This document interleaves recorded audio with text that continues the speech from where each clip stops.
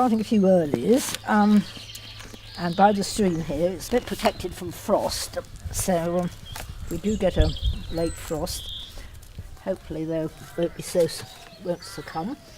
The residue of blight can be left from one year to another if you could continually growing in the same place.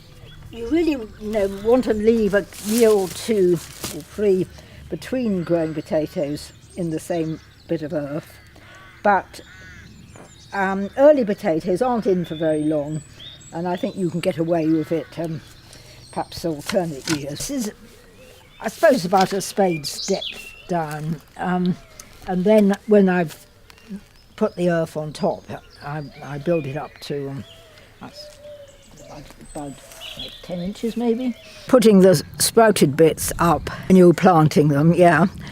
Sometimes people take off, they only leave 2 or 3 sprouts. I can't say I usually bother about that.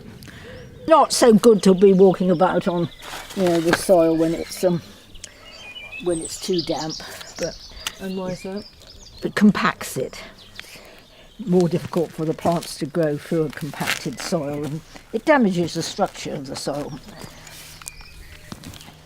There's a long established, since the time of the Babylonians, that the moon was auspicious for certain times for planting.